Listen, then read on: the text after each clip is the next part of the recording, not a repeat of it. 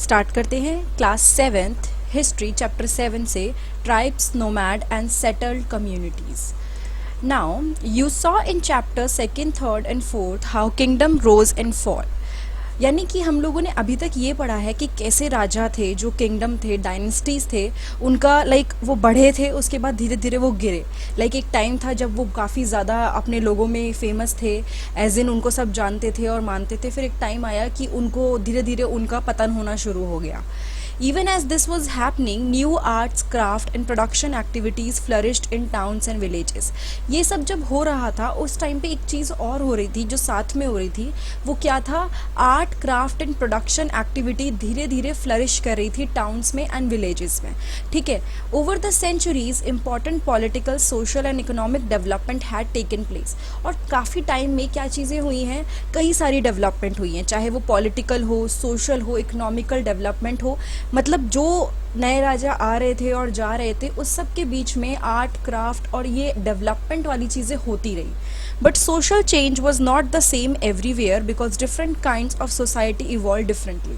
लेकिन अगर हम देखें तो जो सोशल चेंज है वो हर जगह नहीं हुआ सेम. मतलब अगर कहीं पे ज़्यादा चेंज हो रहा है तो कहीं पे कम हो रहा है. और इसका रीज़न क्या था कि डिफरेंट सोसाइटीज़ डिफरेंट तरीके से इवॉल्व कर रही थी. It is important to understand how and why this happened. अब हमें एक चीज़ जो समझने की ज़रूरत है वो क्या है कि कैसे और क्यों ये हुआ. ठीक है. How and why it happened. Now, in large part of the subcontinent, society was already divided according to the rules of Varna. देखो, वर्ना कास्ट के अकॉर्डिंग लोगों को ना अलग अलग वर्ण में बांट रखा था. यानी कि मोस्ट पार्ट में क्या था, सोसाइटीज़ को डिवाइड कर रखा था. शुरू में तो कई जगह काम के अकॉर्डिंग भी था या वो कितना पैसा होता है उसके अकॉर्डिंग भी था. These rules as prescribed by the Brahmanas were accepted by the rulers of large kingdoms. यानी ब्राह्मण्स वगैरह ने उस टाइम पे जो भी रूल्स बनाए थे वो किंगडम्स में जो रूलर्स थे उन्होंने मान लिए थे. अगर उन्होंने बोला कि हम लोग डिवाइड कर देंगे अलग अलग कास्ट को, तो उस टाइम पे जो राजा महाराजे थे वो मान गए. The difference between the high and low and between the rich and poor increase. इसकी वजह से क्या हुआ, जब कोई चीज़ बढ़ जाती है तो उसका नुकसान क्या होता है कि जो पैसे वाले लोग थे, जो गरीब लोग थे, वो आपस में डिवाइड हो गए. ठीक है. क्योंकि अब उन्हें पता था कि उनकी कास्ट अलग हो चुकी है या फिर उनका वर्ण अलग है, वर्ग अलग है, तो उनका क्या हुआ कि अपने आप ही उनके बीच में डिफरेंस आने लग गया. Under the Delhi sultans and the Mughal the hierarchy between social classes grew further. यानी कि जो एक हायरार्की थी, हायरार्की का मतलब क्या होता है? फॉर एग्जांपल हम स्कूल में देखते हैं, बच्चे होते हैं, बच्चे ने कोई गलती कर दी तो टीचर देखता है. टीचर अगर कोई कुछ भी उनको कोई इशू होता है तो वो हेड मिस्ट्रेस के पास जाती हैं. हेड मिस्ट्रेस के बाद अगर कोई इशू होता है तो वाइस प्रिंसिपल, फिर प्रिंसिपल. तो ये एक हायरार्की मेंटेन हुई हुई है. तो मुगल के टाइम पे क्या हुआ था, ये हायरार्की और ज़्यादा ग्रो हो गई थी. Now, beyond big cities, tribal societies. There were, however, other kind of societies as well. Many societies in the subcontinent did not follow the social rules and ritual prescribed by the Brahmanas. यानी कि कई और societies थी. हम already पढ़ चुके हैं कि कोई एक सोसाइटी तो थी नहीं, बहुत सारी सोसाइटीज़ थी, अलग अलग लोग थे. लेकिन कुछ ऐसे भी लोग थे जो ये नहीं मानते थे, जो भी ब्राह्मण्स उनको बोलते थे. वो कहते थे कि हम नहीं मानेंगे, जो उनका बताया हुआ तरीका है हम उसको नहीं फॉलो करेंगे. Nor were they divided into numerous unequal classes. Such societies are often called tribes. ना ही उनके अंदर क्या हुआ, अनइक्वल क्लासेस में कोई डिवीज़न हुआ. यानी कि उनको कोई भी ऐसा डिवीज़न नहीं हुआ कि भैया तुम ज़्यादा पैसे वाले हो, तुम कम पैसे वाले हो. कोई डिवीज़न नहीं हुआ. और ऐसी सोसाइटीज़ को हम often we call them tribes. ठीक है. Now member of each tribe were united by kinship bonds. यानी कि हर एक ट्राइब का मेंबर एक साथ मिलके थे, मतलब उनके बीच में बॉन्ड थे. यानी कि अब क्या हो रहा था, इनके बीच में कोई भेदभाव नहीं था, आपस में सबके सब अलग अलग तरह से जुड़े हुए थे, मतलब रिलेशनशिप से जुड़े हुए थे. Many tribes often their obtained their livelihood from agriculture. कई ऐसे थे जिनका जो काम था वो खेती बाड़ी था. कई हंटर गैदर्स थे या फिर हर्डर्स थे जो शीप वगैरह, गाय वगैरह, गोट वगैरह पालते थे. कुछ हंटर गैदर्स थे, हंट करते थे, फिर इकट्ठा करते थे. Most often they combine this activity to make full use of the natural resources of the area in which they lived. कई बार वो क्या करते थे, सारी एक्टिविटीज़ को कंबाइन करके यूज़ करते थे.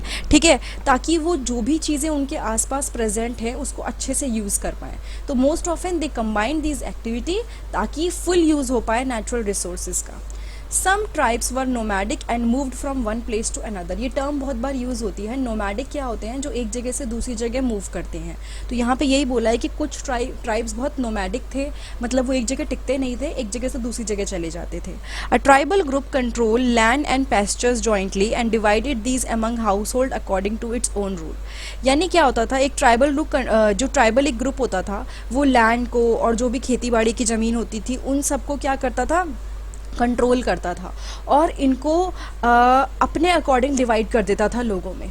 ठीक है। Many large tribes thrived in different part of the subcontinents. कई सारे डिफरेंट टाइप के ट्राइब्स थे जो अलग अलग जगह पर रह रहे थे। They usually lived in forest, hills, desert and places difficult to reach. और कई बार वो ऐसी जगह रहते थे जहाँ पे पहुँचना मुश्किल था, तो दे usually lived in forest, hills, या फिर जैसे कि पहाड़ हो गए, जंगल हो गए, इनफैक्ट जो राजस्थान जैसे डेजर्ट टाइप के एरिया हो गए, वहाँ पे भी रहते थे। Sometimes they clashed with the more powerful caste based societies. और कई बार उनका आमना सामना होता था या एक तरह से मनमुटाव रहता था, किसके साथ, जो कास्ट बेस्ड सोसाइटीज़ होती थी, क्योंकि ट्राइबल तो वो थे जो कास्ट को फॉलो ही नहीं करते थे। ठीक है। तो इन लोगों का उनके साथ ऑब्वियसली बनती नहीं थी। In various way the tribes retain their freedom and preserve their separate culture. कई तरह से ट्राइब्स ने क्या किया, कुछ चीज़ नहीं मानी और उन्होंने अपने कल्चर को प्रिजर्व करके रखा। मतलब जो चीज़ों पे, जिन उसूलों पे वो चल रहे थे, वही चीज़ उन्होंने लास्ट तक फॉलो करी थी। But the caste based and tribal societies also dependent on each other for their diverse need. This relationship of conflict and dependence gradually caused both societies to change. देखो, एक चीज़ अच्छी बोली है, मतलब दोनों वे में ले सकते हैं।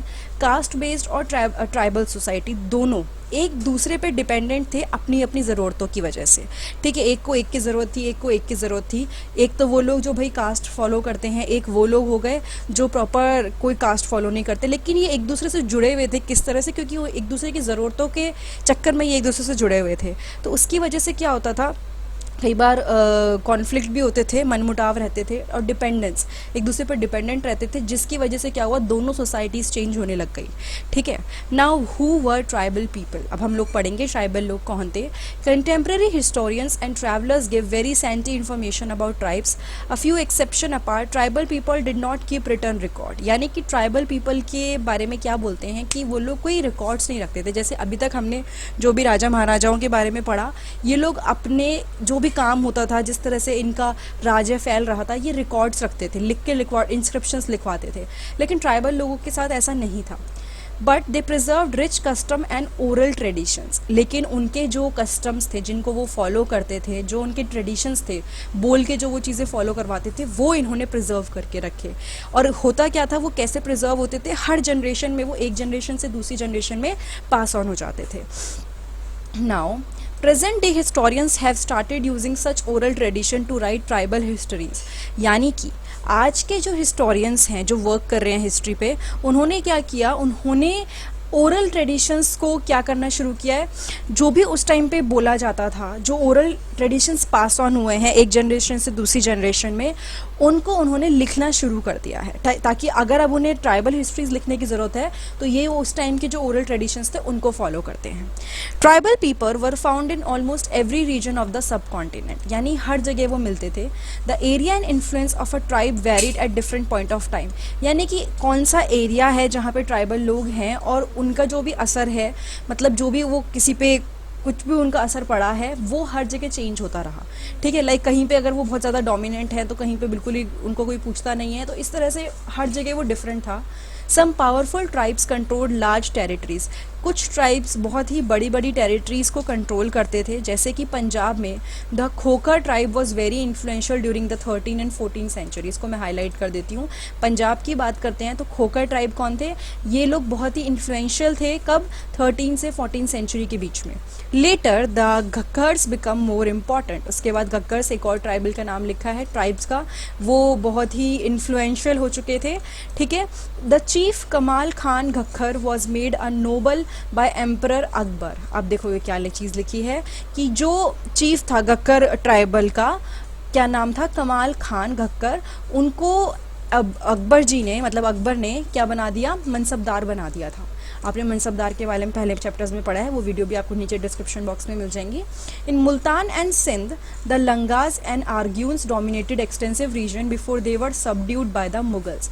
यानी कि जगहों के नाम लिखे हैं यहाँ पे, और ये हैं कौन से, ये ट्राइब्स के नाम हैं। ये काफ़ी ज़्यादा डोमिनेंट थे, उससे पहले कि मुगल्स ने उनको हटाया या नहीं हटाया, बट पहले वो बहुत ज़्यादा डोमिनेंट थे। The Balochis were another large and powerful tribes in the north west. ये भी नाम है, इसको हाईलाइट कर लीजिए। बलोचीज़ कौन है, ये लार्ज और पावरफुल ट्राइब हैं जो नॉर्थ वेस्ट में रहते हैं। They were divided into many smaller clans under different chiefs, यानी कि उनको क्या करा, अलग अलग छोटे छोटे क्लान्स में बांट दिया अंडर डिफरेंट चीफ, यानी कि एक मेन ट्राइब का एक हेड हो गए, लेकिन अब उस ट्राइब को ही छोटे छोटे छोटे छोटे क्लैंस में बांट दिया और हर एक क्लैंस में एक चीफ दे दिया। तो क्लैन के बारे में लिखा हुआ भी है, ये रहा आपका। A clan is a group of families और household claiming descent from a common ancestor, यानी कि क्लैंस में क्या होगा, एंसेस्टर एक ही होंगे लेकिन वो बट चुके होंगे। Tribal organisation is often based on kinship और क्लैन लॉयल्टीज, तो वो किस क्लैन के साथ बिलोंग करते हैं, किस में कौन से को फॉलो करते हैं, सबकी एंसेस्ट्री सेम होती है लेकिन डिवाइड कर देते हैं। In the western Himalaya lived the shepherd tribe of Gaddis, यानी कि नाम लिखा हुआ है। अगर वेस्टर्न हिमालय की बात करते हैं तो वहाँ पे शेफर्ड ट्राइब्स रहते थे गड्डीज के। The distant north eastern part of the subcontinent too was entirely dominated by tribes the Nagas, Ahoms and many other, यानी कि जो नॉर्थ ईस्टर्न पार्ट है, ठीक है, सब कॉन्टिनेंट का, उसमें भी बहुत सारे ट्राइब्स थे, नागा, अहोम्स और कई सारे, ये सब नाम है मोस्टली ट्राइब्स के, ठीक है। यहाँ पे देखो दिखा रखा है, एक बार मैं माय हार्ट कर देती हूँ, अहोम्स और नागास, ठीक है, ये अलग अलग दिखा रखे हैं। तो यहाँ पे अगर आप देखोगे तो डिटेल तो नहीं दे रखी, बट बेसिकली कुछ को दिखाने के लिए, क्योंकि नॉर्थ ईस्ट साइड ये वाली होगी, तो यहाँ पे कुछ कुछ आपके डिफरेंट वो थे, ट्राइब्स थे। In many areas of present day Bihar, यानी जो आज जहाँ पे बिहार है वहाँ पे Chero chiefdoms had emerge by the 12th century, यानी कि कुछ एरियाज़ में चीरो चीफडोम का नाम लिखा है, ये भी उस टाइम उभरे थे। Raja Man Singh, Akbar's famous general, attacked and defeated the Cheros in 1591, यानी कि ये जो थे राजा मान सिंह, ये अकबर के फेमस जनरल थे, ठीक है। तो उन्होंने क्या किया था, चीरोज पे अटैक किया था 1591 में और उनको हरा भी दिया था। अ लार्ज अमाउंट ऑफ बूटी was taken from them but they were not entirely subdued. अब क्या हुआ था, जब जनरल ने उन पर अटैक किया था चीरोज़ पे, उसके बाद काफ़ी ज़्यादा जो भी उनका वैल्यूएबल सामान था, बूटी लिखा हुआ है यहाँ पे, जो भी वैल्यूएबल चीज़ें थी उनसे ले ली गई थी। उसके अलावा लेकिन ये भी हुआ था कि कम्प्लीटली उनके ऊपर वो पावर नहीं दिखा पाए थे, ठीक है। Under Aurangzeb Mughal forces captured many Chero fortresses and subjugated the tribe. उसके बाद जब औरंगजेब का टाइम था तब क्या हुआ, मुगल फोर्सेस ने उनको पूरी तरह से कैप्चर कर लिया था, चीरो फोर्ट्रेसेस को, और ट्राइब को भी पूरी तरह से अपने कंट्रोल में ले लिया था। The Mundans and Santals were among the other important tribes that lived in the region and also in Orissa and Bengal, यानी कि और नाम लिखे हुए हैं, मुंडाज नाम है और संताल्स हैं, जो उस टाइम पे रहते थे, इम्पॉर्टेंट ट्राइब थे जो कि उड़ीसा और बंगाल में रहते थे, ठीक है। The Maharashtra, Highlands and Karnataka were home to Kolis, Berads and numerous other, ये भी नाम है ट्राइब्स के अलग अलग इनके। ये उस टाइम पे महाराष्ट्र और कर्नाटका इनका घर थे। Kolis also lived in many areas of Gujarat, जो कोलीज थे वो गुजरात में रहते थे कई जगहों पे। Further south there were large tribal population of Koragas, Vetars, Maravars and many other. और साउथ की साइड पे जाएँ तो बहुत ज़्यादा बड़ी पॉपुलेशन थी कोरागाज की, वेतर, मारवाड़, इन सब की। The large tribes of Bhils was spread across western and central India, यानी कि बड़े बड़े ट्राइब किसके, भील कम्युनिटी के, वो भी पूरे में फैले हुए थे वेस्टर्न और सेंट्रल इंडिया में। By the late 16th century, जब हम बात करते हैं 16th सेंचुरी के एंड की, कई उनमें से ऐसे थे जो सेटल हो गए थे, एग्रीकल्चरिस्ट बन गए थे, और कुछ उसमें से ज़मींदार बन गए थे। Many Bhil clans never the less remain Hunter gatherers, और क्योंकि हमें पता था कि ट्राइब्स क्लैंस में बढ़ जाता है, तो कुछ उनके क्लैंस ऐसे थे जो हंटर और गैदरर बन के ही रहे, यानी हंट करते थे, सामान इकट्ठा करते थे, फिर इस तरह से। The Gonds were found in great number across the present day states of Chhattisgarh, Madhya Pradesh, Maharashtra and Andhra Pradesh, यानी कि गोंड्स कहाँ मिलते थे, जो आज का हमारा प्रेजेंट डे स्टेट है जहाँ पे छत्तीसगढ़ है, मध्य प्रदेश, महाराष्ट्र है, वहाँ पे गोंड्स मिलते थे। ये भी ट्राइब के नाम है। Now how nomads and mobile people lived, अब ये लोग रहते कैसे थे। Nomadic pastoralists moved over long distances with their animals, यानी कि ये लोग क्या करते थे, दूर दूर की जगहों पे जाते थे अपने एनिमल्स के साथ, ठीक है। They lived on milk and other pastoral products, जो भी इनको जानवरों से चीज़ें मिलती थी उसके थ्रू ये गुजारा करते थे, दूध वगैरह पी के रहते थे। They also exchange wool, ghee etcetera with settled agriculturist for grain, यानी कि जो भी इनको मिलता था, जैसे कि ऊन मिलती थी, घी मिलता था, इस सबको ये क्या करते थे, जो वहाँ पे सेटल्ड एग्रीकल्चरिस्ट थे, जो यानी खेती बाड़ी करते थे, उनको ये अपना सामान देते थे, जैसे कि घी दे दिया, वुल दे दिया, और उसके बदले में ये उनसे ग्रेन्स ले लेते थे। ठीक है, और दूसरी चीज़ें भी लिखी हैं, क्लोथ, यूटेंसिल्स और अदर प्रोडक्ट्स, वो सब कुछ इनसे ले लेते थे। अब यहाँ पे फिगर में दिखा रखा है Bhils hunting deer by night, उसके अलावा यहाँ पे यानी वो रात को डियर को हंट कर रहे हैं। और फिगर 3 में यहाँ a chain of mobile traders connected India to the outside world, here you see nuts being gathered and loaded on the back of camel, central Asian traders brought such good to India and the Banjaras and other trader carry this to local market. यानी कि लोग बाहर से चीज़ें लाते थे और बंजाराज या फिर जो भी घूमने वाले लोग होते थे, एक जगह से दूसरी जगह घूमते थे, वो इन ट्रेडर्स से सामान लेके लोकल मार्केट में बेच लेते थे। ठीक है, उसके अलावा हम पढ़ ही चुके हैं कैसे डिपेंडेंट रहते थे। अब यहाँ पर है they bought and sold this good as they moved from one place to another transporting them on their animals, यानी कि ये एक जगह से दूसरी जगह जब मूव करते थे तो इन सामान को खरीदते थे और उसके बाद उसको बेच देते थे, इस तरह से अपना गुजारा करते थे। The Banjaras were the most important trade nomads, their caravan was called tanda, यानी कि जो बंजाराज थे वो सबसे इम्पॉर्टेंट ट्रेडर नोमैड्स थे, यानी जो बेचने का काम भी करते थे और नोमैड्स भी थे। ठीक है, Sultan Alauddin Khilji used the Banjaras to transport grain to city market.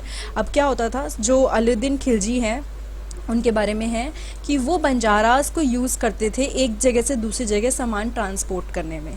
Emperor Jahangir wrote in his memoir that the Banjaras carried grain on their bullock from different areas and sold it in the town.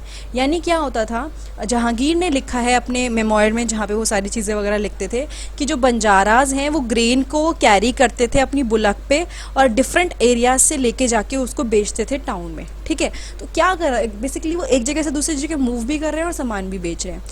They transported food grains for the Mughal army during military campaign, और ये लोग क्या करते थे, जब military campaign चल रहे होते थे तो फूड ग्रेन्स को एक जगह से दूसरी जगह ट्रांसफ़र भी करते थे। With a large army there could be thousands of in fact lakhs bullocks carrying grain, यानी कि जब बहुत लार्ज आर्मी होती थी तो बहुत ही लाखों में मतलब बुलक्स होती थी जो ग्रेन कैरी करती थी। Now, many pastoral tribes reared and sold animals such as cattle and horses to the prosperous people.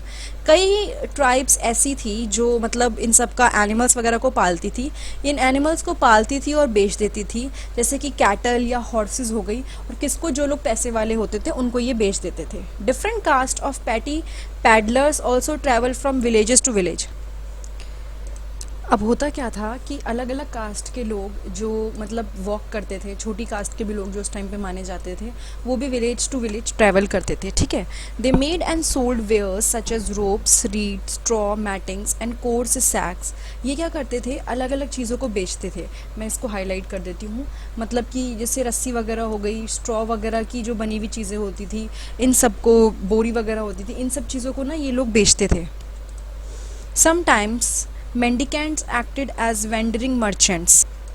कई बार क्या होता था, लोग जो भिक्षु वगैरह होते थे वो लोग क्या करते थे, मर्चेंट की तरह बिहेव करते थे, इधर से उधर सामान बेचने चले जाते थे।